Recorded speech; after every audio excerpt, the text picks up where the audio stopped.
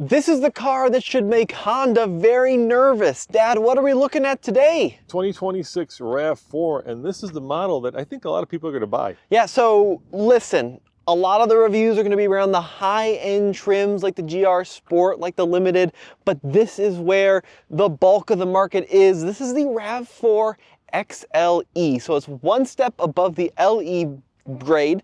And today, Dad, what are we going to do with it? Well, we're going to take it for a ride, Tommy, and we're also going to kind of show you around. So show you what Toyota has done with this new RAV4, and we're going to talk about, did they do the right thing? So let's start with design. Yeah, so if you look at the overall proportions of this car, it's pretty similar to the old one. It's got the same 105.9-inch wheelbase, and it's about the same length as the outgoing version. This is the 6th generation of RAV4, but what they did is they really squared up the headlights. They made it more aggressive in the front end.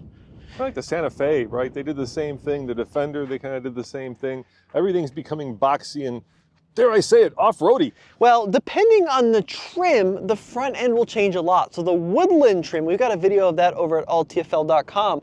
That's got a very aggressive profile on the front end. This XLE is a little bit more, we'll say, roadified. So it's got this very glossy grille in the same fantastic red finish that this XLE is painted in. It's got this bar across the front, this piano black kind of trim piece, and then it's got 8.1 inches of ground clearance with this black plastic front end, which actually I think is the one I would want, because if I live like in Colorado like we do, we hit snow, we've got little snowbanks everywhere, that's going to keep that front end looking good. You sure you want a front-wheel drive one, Tommy? Well, maybe all-wheel drive would be good.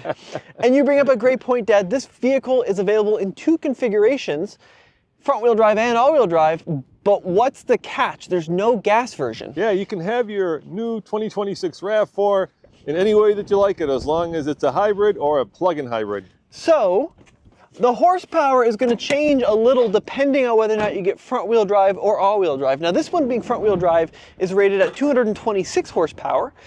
And that's up about 23 over the previous model year. The all-wheel drive one gets a 10 horsepower boost up to 236. And then if you get the crazy plug-in hybrid, well, that's at 324 horsepower.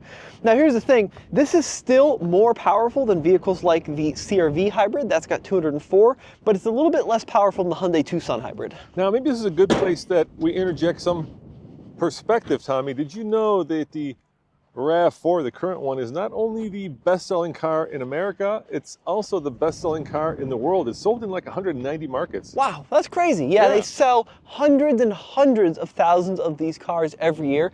So here's the thing, if it's that much volume, Toyota's not going to do too much to dramatically change it, right? No. They want to tweak it, but they don't want to scare away the customers. Now, as we come along to the side here, this XLE is running on 18-inch wheels, which is up 1 from the base LE, that's got 17s. It is an alloy finish, and this one kind of got this nice gray look to it, which adds a bit of flair to the side of this I like XLE. the tires, Goodyear Assurance. Yeah, you got assurance, and it's finesse. This is the Bruno Mars of tires right there. It's finessed and assured.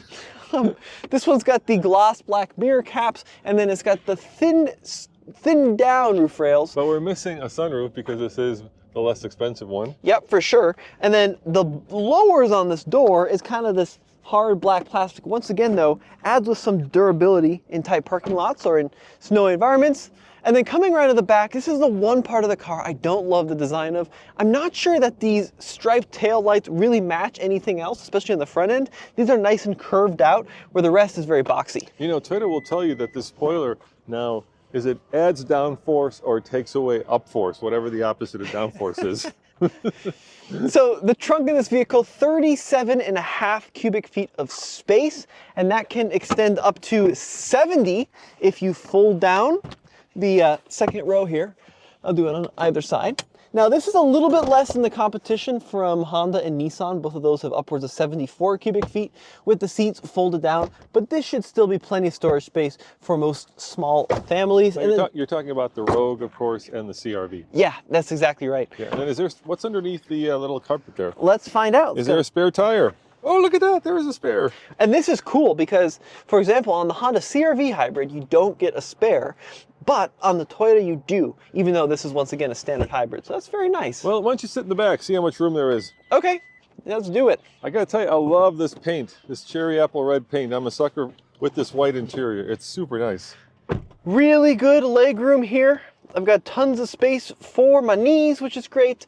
Really good headroom as well. Excellent back seat. You also get air vents for your furry friends or kids back here, and 245-watt USB-C outlets. The crazy thing about this, there's 5 USB total in this car. Let's do the center armrest check. Yep, 2.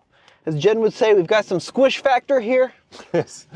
So yeah, it's a nice place. And Dad, what's great about this XLE trim is this interior material. This is Softex, which is kind of like a simulated leather. But I love that you don't have to step up to a limited to get a contrasting interior color, right? It's not just a plain black. This is finished in this really nice tan. You want to show them the little center console party trick? Yeah, so this has got a bifold, right? You got a little bit of padding, just a little bit of squish. But if you push them both in, now you've got a Frisbee. Or something that's going to get lost in the garage. You've got another, I got to clip it in here, there we go. Or you got another bin here for a little bit of additional storage. So kind of a fun little Easter egg on that. All right, now let's look at the business end of this, which is, of course, the driver's seat with the steering wheel. I do like the fact that it's not all screen, Tommy. That's very nice. So 10.5-inch screen, that's up from 8 inches on the old one. There is an optional 12.9 as well. And this is the newest Toyota infotainment system. You've got the widgets down the side like we've had for a while now. We also have these nice big tiles in the home screen, which is cool. And then this is going to be where you find a lot of your climate controls, but there are physical versions just below that for adjusting the temperature, volume, and defrosts. So what are we missing here? Something there, something there, something there, and something there. You can tell this is not the most expensive version of the RAV4. Yeah, you're going to notice here you've got a button titled Auto LSD. In the Woodland here, you'd have your trail and your off-road settings. Then they would move the traction off on the Woodland down here. And clearly, you're right, we're missing a couple other switches. Luckily, though, we still have heated seats, but no heated steering wheel on this one. And this is not the plug-in, so even though it says EV, I don't think we're going to get a lot of EV range. No, you just get a, like a quarter mile or so. This is just a standard hybrid. No sunroof on this one. But one thing I do like, there's a couple different shifters in the RAV4, and this one's got the conventional chunk version, not the little weird toggle thing. All right, I'm going to tell you a little thing I don't like. There's this auto hold button, which allows you to not have to keep your foot on the brake at a stoplight. I really like that, especially if you're used to driving electric cars, because most of have it. The problem with this auto hold button is that, at least in the previous and other Toyotas that we've had, once you turn it on, it doesn't stay on when you turn the engine off. All right. First time driving the new 6th generation RAV4. I like the physical buttons down here for the seat adjustments.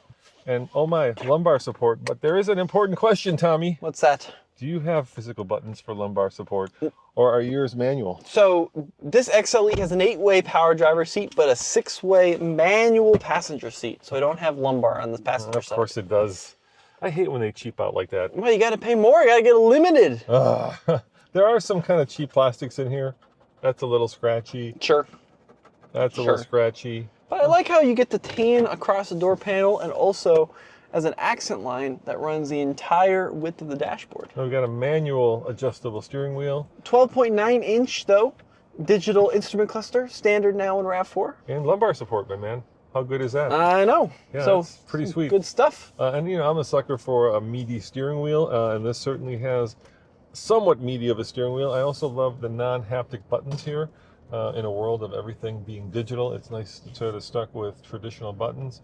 Big fat mirrors so you can see out the side, you can see in your blind spot. And of course, the great thing about Toyota and any of the Japanese, they basically provide you with most of the safety features as standard. So yeah, this vehicle comes with Toyota Safety Sense 4.0 now. 4.0, oh my. So they keep adding more and more safety goodies and numbers, yeah.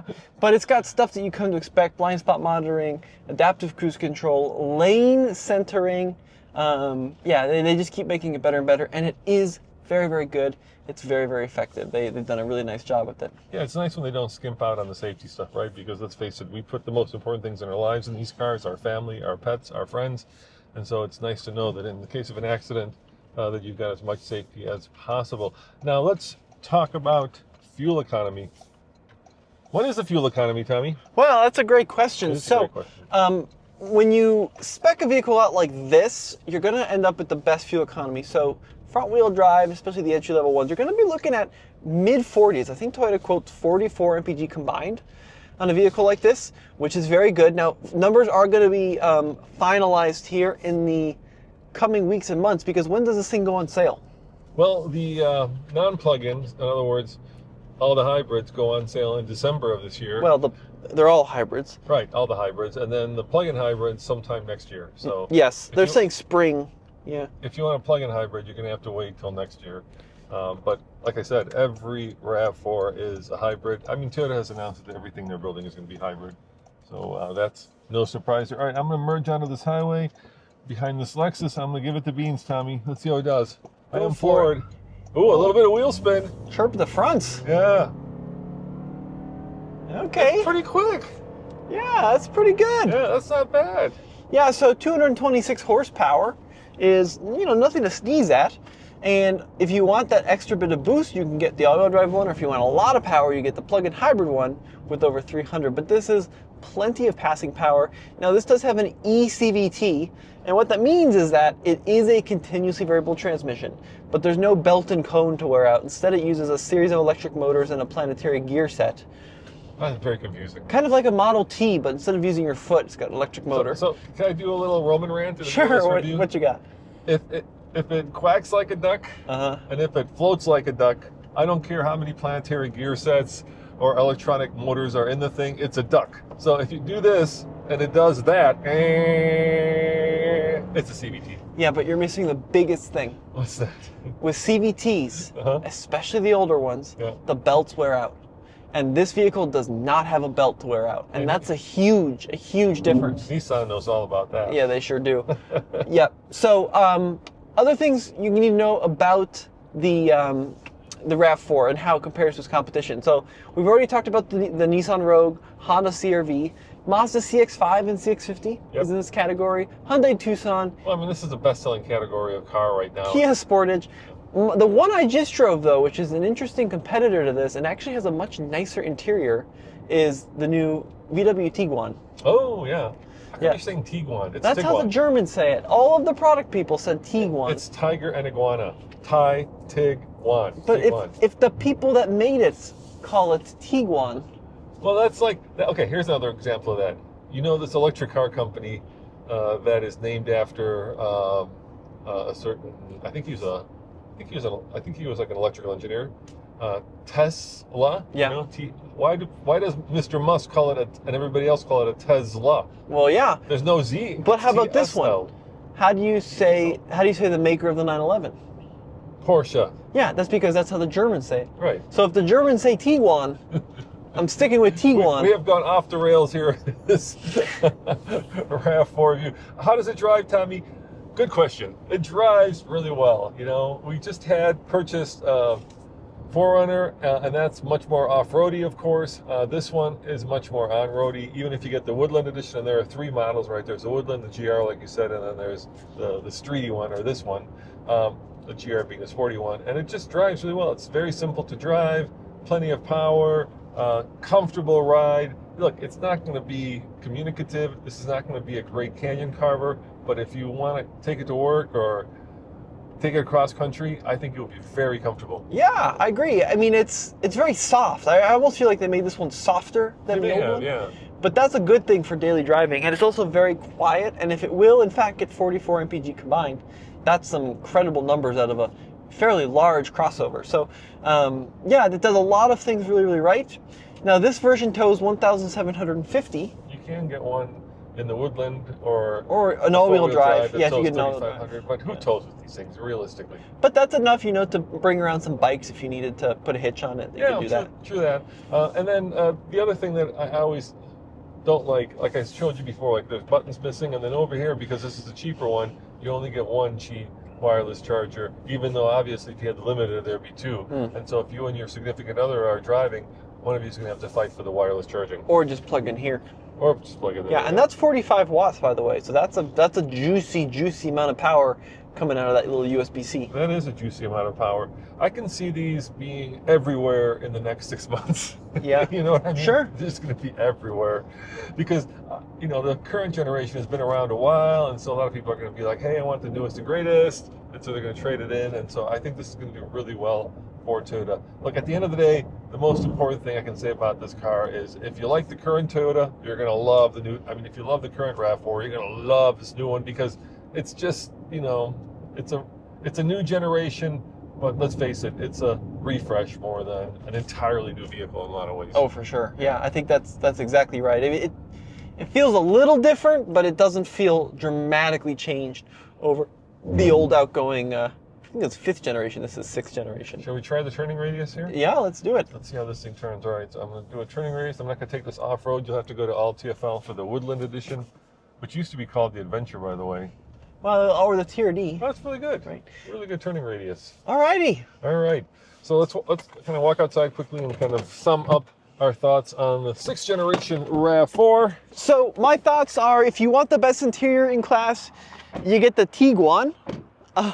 If you want the one that's most fun to drive, you get the Mazda CX-5. If you want the most off-road one, you get the Ford Bronco Sport. But if you want one that just does everything pretty darn well, you get the new RAV4. And if you want the RAV4, definitely get it in this metallic cherry apple red. This almost looks like Soul. What's the Mazda color? Soul Crystal Red Metallic. It's almost got a hint of that. It's very similar, just a little bit more poppy, a little less red, and a little bit more deep. I love this color, Tommy.